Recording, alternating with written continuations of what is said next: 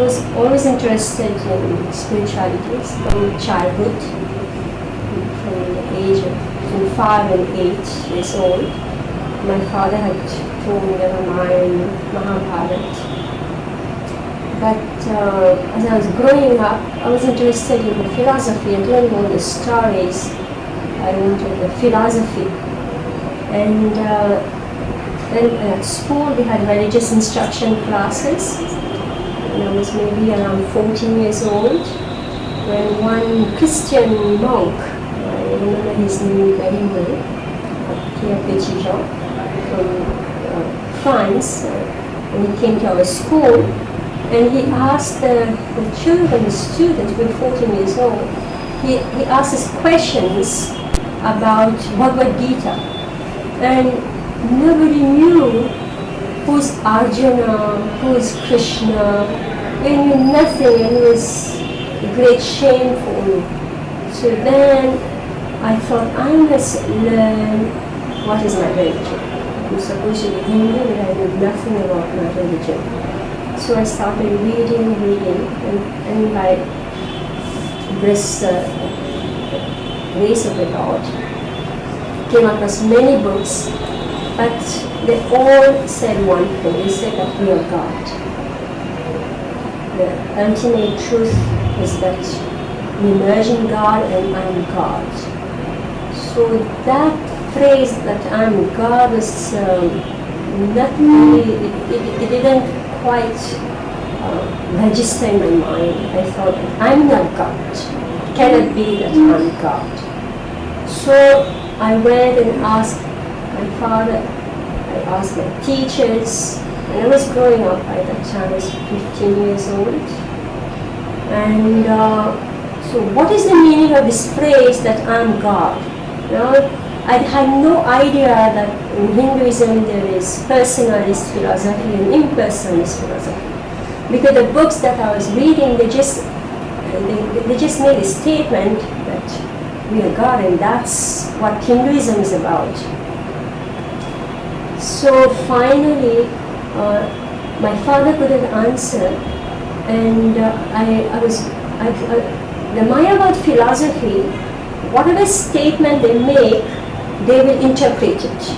Like they present one philosophical point and then they interpret it. So my question was, what is the interpretation of this phrase, statement that I'm God? So then in December 1977, my father came to me with 2 books, Perfection of Yoga and Easy Journey to Other Planets.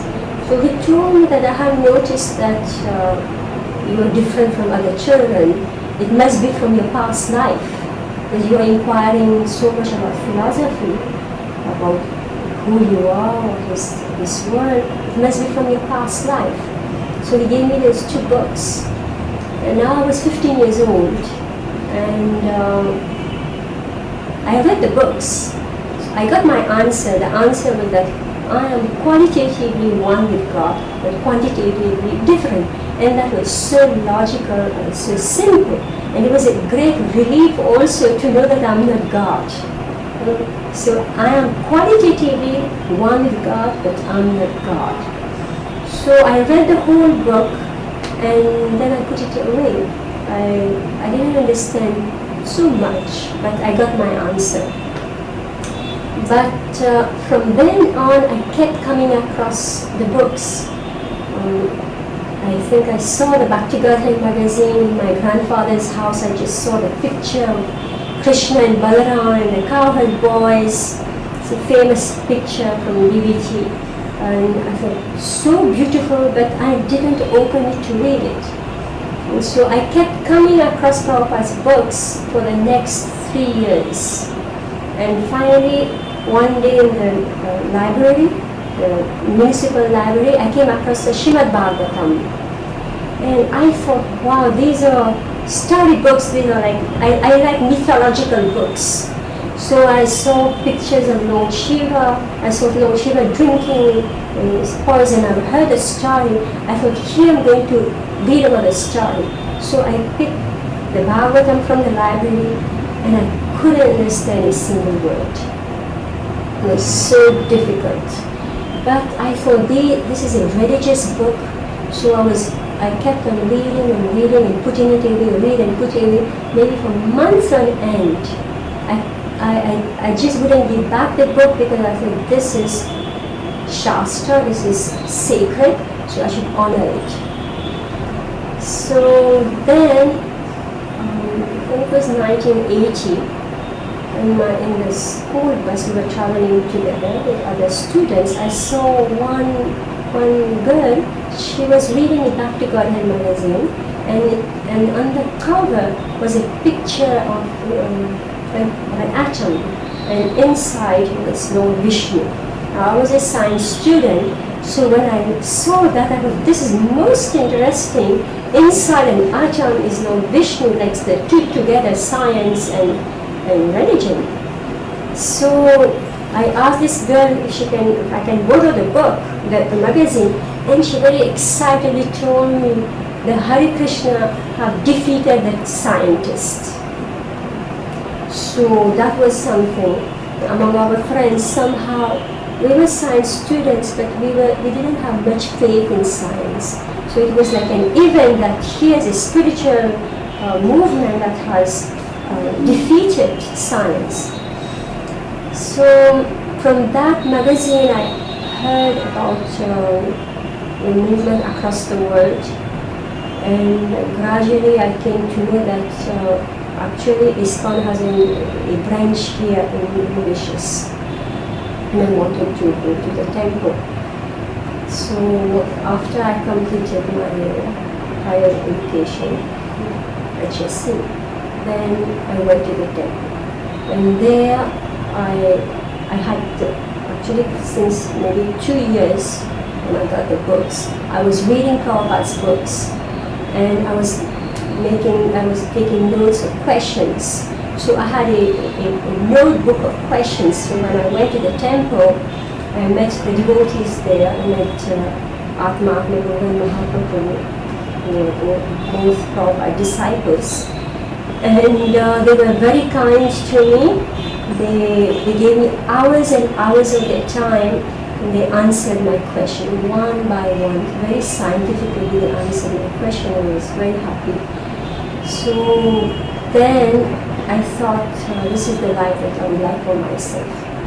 So even before I met ISKCON devotees, I was thinking that I would like to have a spiritual master.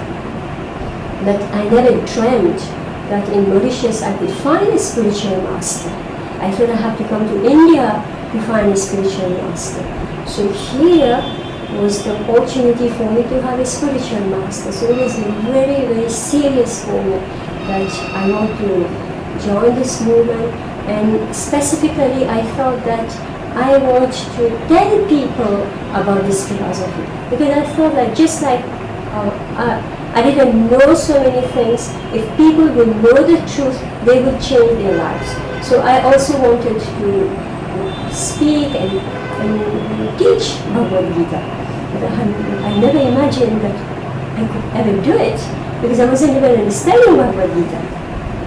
So it was a great boon for me that I found ISKCON devotees and I joined. So I come from a very conservative family, orthodox and very, very conservative family. I was with 5 children, my father and an extended family. And for a girl to step out of the house was a trauma for the whole family. So it's not at all accepted that even for me to stay somewhere outside the house, in some relative's house, was not accepted. So what to speak of, step out of my home, leave my home, and join an institution. So my father was in great distress. He had, the distress was like he's losing a daughter and just stepping out of home, leaving home. It was huge distress for him. he understood what I wanted because he himself was spiritually involved. He understood what I wanted, and he knew that I won't get what I'm looking for simply by being home. But he was a most responsible father, most caring, loving father, and he couldn't imagine how he can take care of. By that time I was 21. He couldn't understand how a 21-year-old girl could stay outside the home and how he can take care of her. So I'm mentioning him because a couple of years ago he passed away. And for me, he passed in the most glorious way. And I could practice at home, I could stay at home and practice. That was not an issue. Whatever's being done in the temple, full freedom, I could do it. But I had an idea that I want to spread this message of Prabhupada, Bhagavad Gita, to whoever I meet. So you could say that despite himself,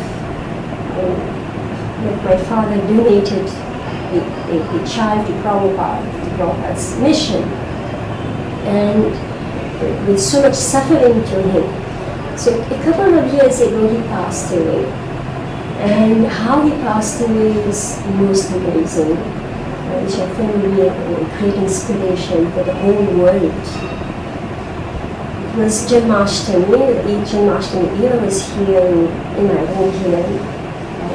Lalasa Devi temple, and we were preparing for the festival. Actually, here we have 2 days festival, so it was really busy here. And suddenly I got a phone call from my brother saying that my father is very sick and I should come immediately. It was a Sunday, and